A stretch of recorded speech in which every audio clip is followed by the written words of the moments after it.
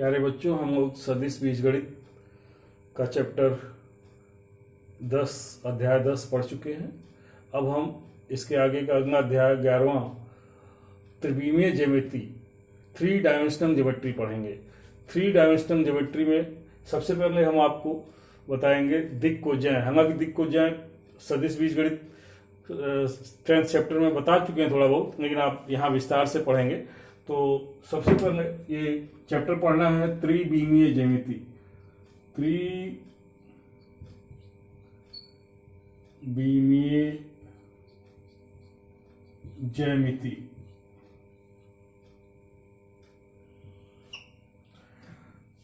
तो त्रिविमीय ज्यामिति में हम लोग सबसे पहले फर्स्ट टॉपिक ये पढ़ेंगे, किसी सदिश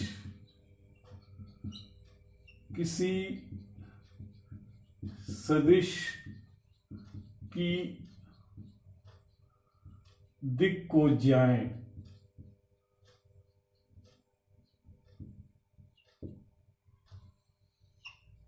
आइए, इसकी परिभाषा क्या है। किसी सदिश की दिक् कोज्याएं उस सदिश के द्वारा एक्स अक्ष, वाई अक्ष और जेड अक्ष की धन दिशा से बनाए गए कोण के कॉस के मान के बराबर होता है। जैसे कि आप देखिए, यहां पर ये एक्स अक्ष, ये वाई अक्ष और ये जेड अक्ष। तो अगर ये कोई आपका सपोज दैट ओपी सदिश है, तो इसके द्वारा एक्स अक्ष से बना कोण अल्फा, वाई अक्ष से बना कोण बीटा और ये जेड अक्ष से बना कोण गामा इस ओपी का, तो यहां पर इसके कॉस अल्फा, तब cos alpha, cos beta, cos gamma, यही आपकी सदिश ओपी की क्या होंगी, दिक् कोज्याएं। और अल्फा बीटा गामा क्या है, अल्फा बीटा गामा को कहेंगे इसके दिक् कोण। क्या है ये, दिक् कोण। और किसी सदिश की दिक् कोज्याओं को किससे निरूपित करते हैं, दिक् कोज्याओं को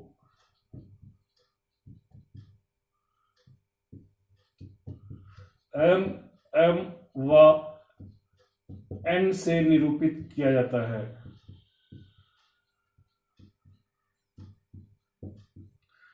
तब m इज इक्वल टू क्या होगा, cos alpha, m is equal to cos beta और n is equal to cos gamma परिभाषा से। तो ये आपके सूत्र भी आ गए, जहां पर अल्फा बीटा गामा दिक् कोण है और इसकी जो मान है अल्फा बीटा गामा, ये तीनों कोण जो है 0 से पाई के बीच में होते हैं। ठीक है, तो ये किसी भी सदिश के जो है दिक् कोज्याएं हैं। किसी सदिश की दिक् कोज्या एक बार फिर से समझ लीजिए, उस सदिश के द्वारा एक्स अक्ष, वाई अक्ष और जेड अक्ष की धन दिशा से बनाए गए कोण के कॉस के मान के बराबर होता है और इसे एम एम एन व एन से निरूपित करते हैं। और यहां पर अगर अल्फा बीटा गामा इसके दिक् कोण है तो दिक् कोज्याएं M is equal to cos alpha, M is equal to cos beta, N is equal to cos gamma होगा। अब हम नेक्स्ट पढ़ते हैं किसी रेखा की दिक् कोज्याएं। सदिश की बजाय किसी रेखा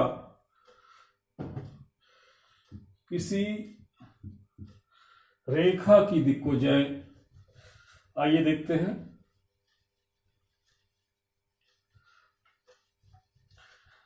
अब देखिए, यहां पर यदि ये ओपी, यहां अगर ये देखिए ध्यान से,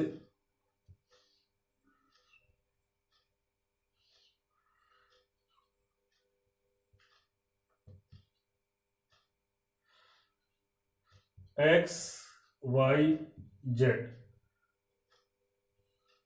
सपोज दैट ये रेखा ए बी है। तो ए बी रेखा, या इसको यहां से ऐसे नाम दे दो,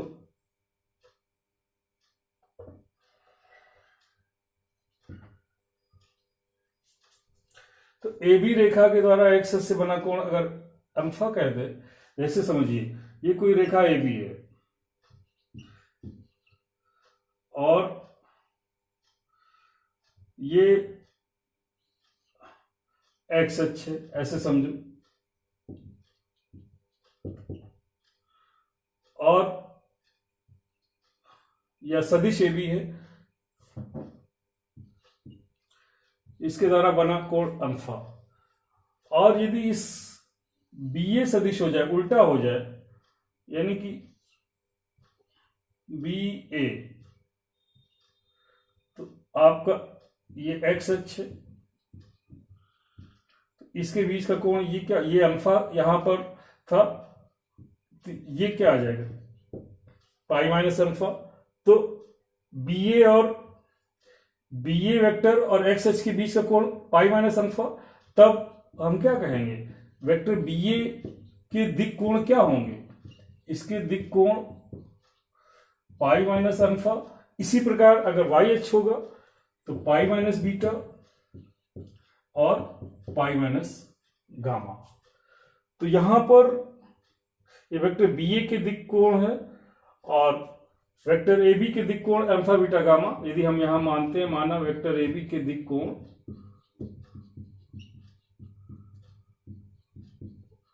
अल्फा बीटा गामा, तब वेक्टर ए बी की दिक को जाए, इसकी दिक को जाए, ये बी है, एम एम एन दिक को जाए, और यहां पर इसकी दिक को जाए क्या होंगी, बी ए की दिक को जाए, वेक्टर बी ए की दिक को जाए,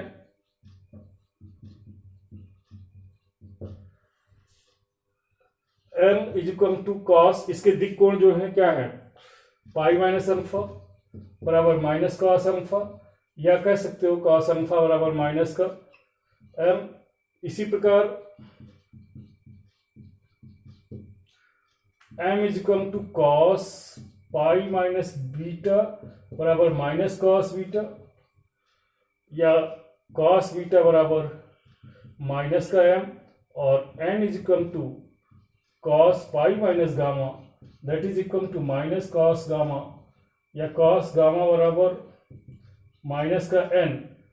तो यहां पर हम कह सकते हैं कि वेक्टर बी ए की दिक को जाए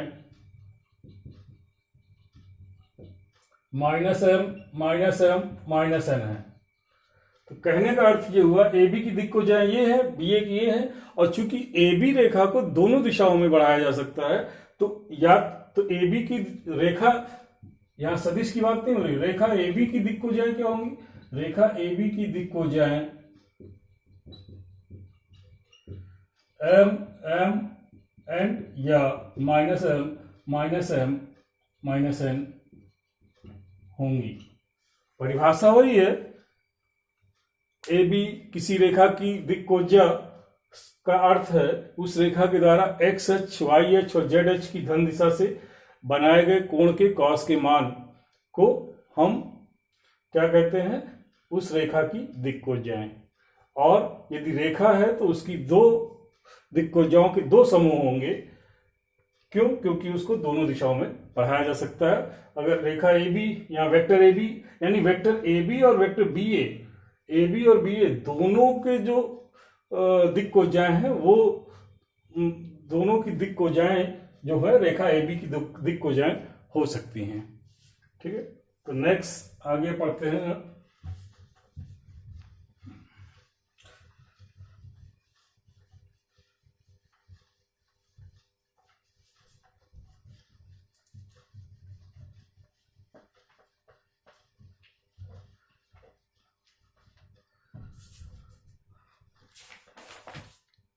दो बिंदुओं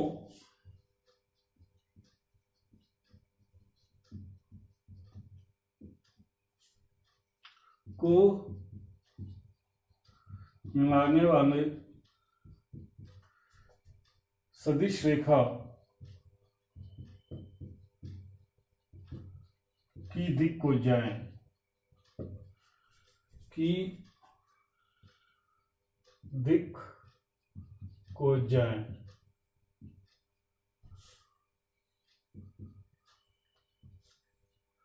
देखिए माना दो बिंदु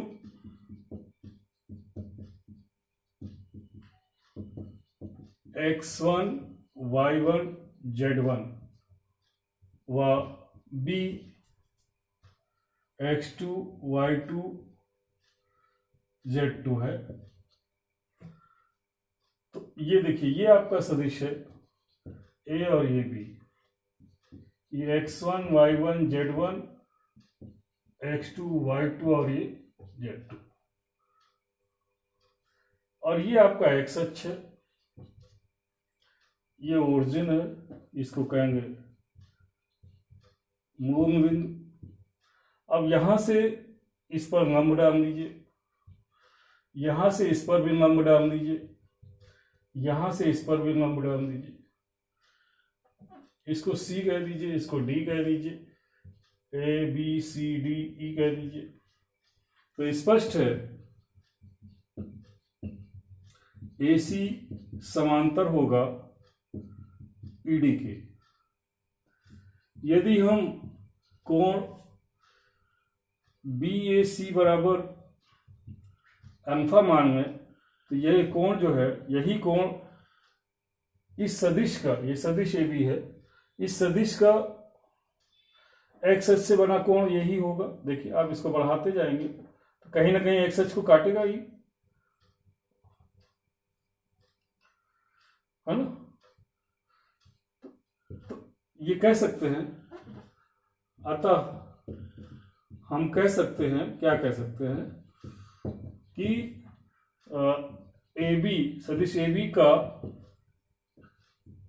x अक्ष की धन दिशा से बना कोण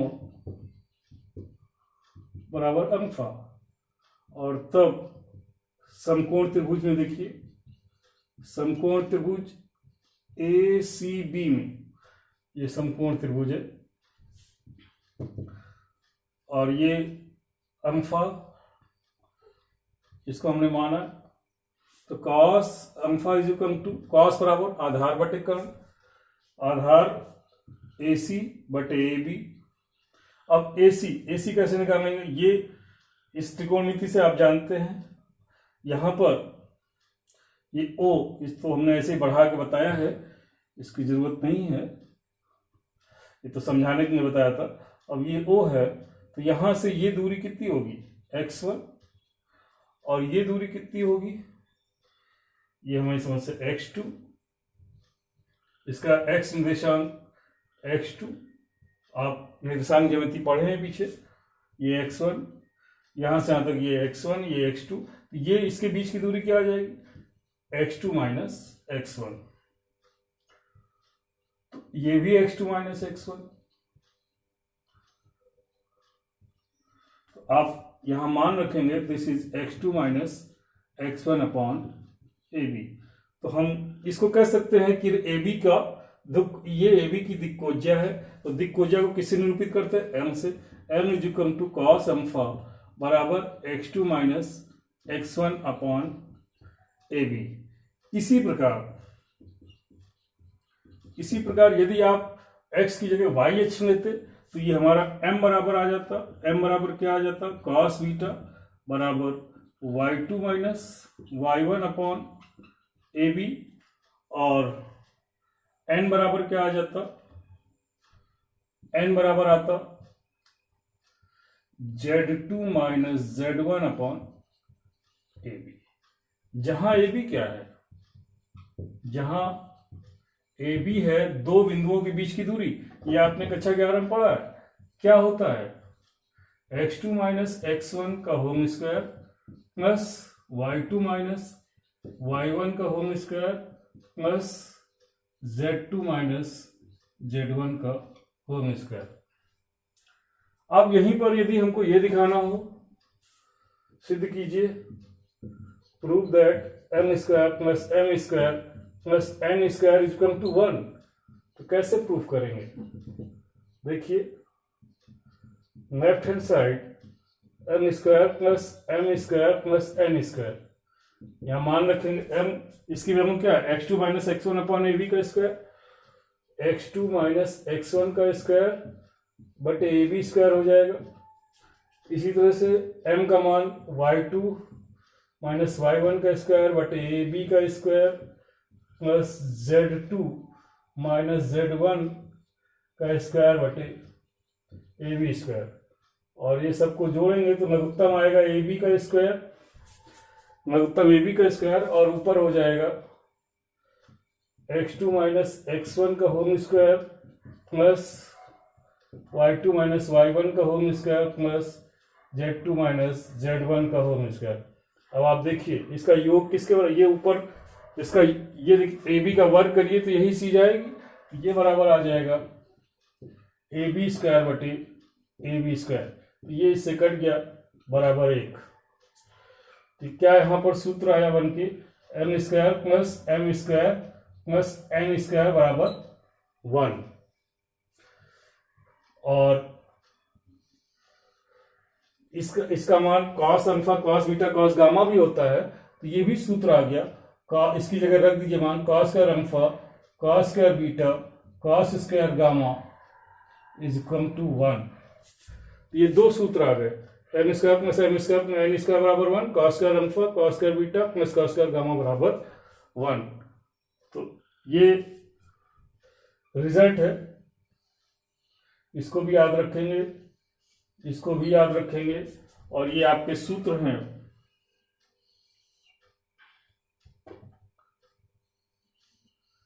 ये सब सूत्र हैं, इसको भी याद रखेंगे। अब हम लोग नेक्स्ट टॉपिक पढ़ते हैं,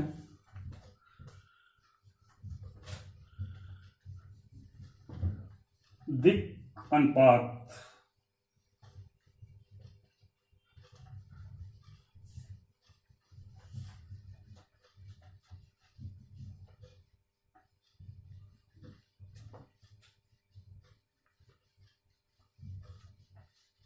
दिक् अनुपात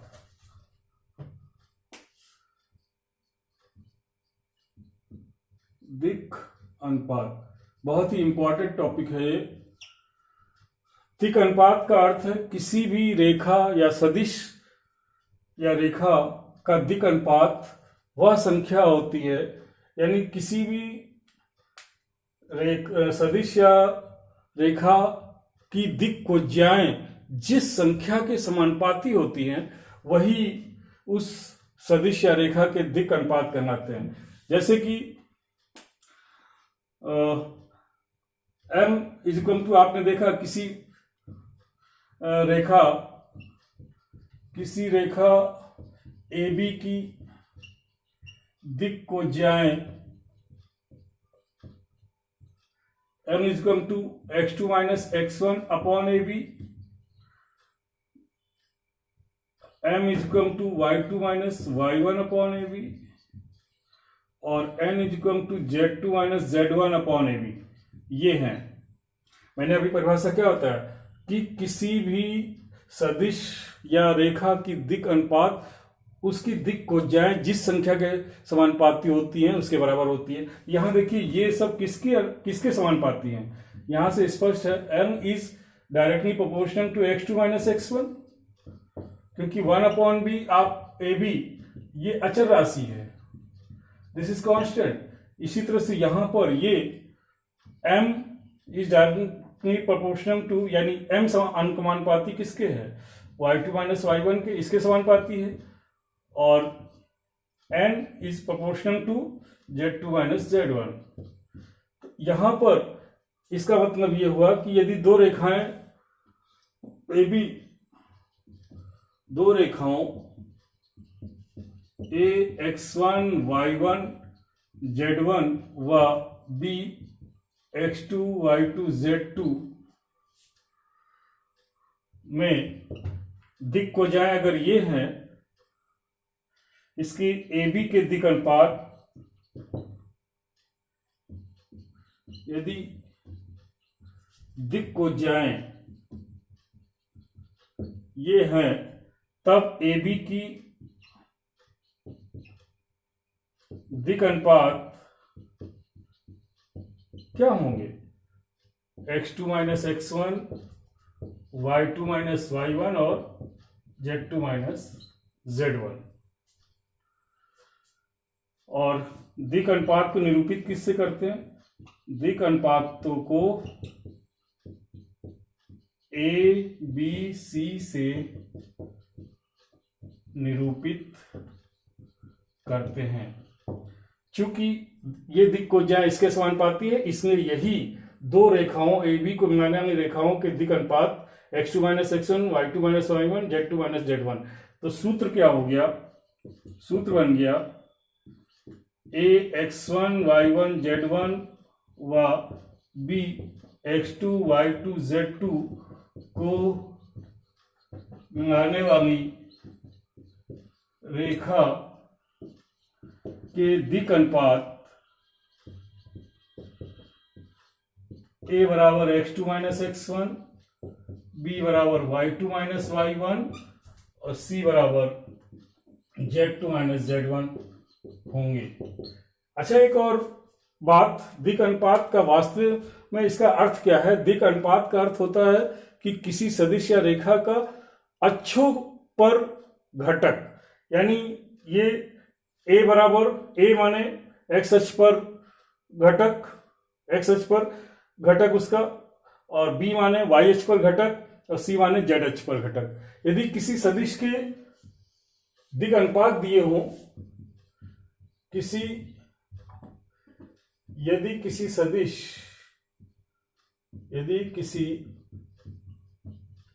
सदिश के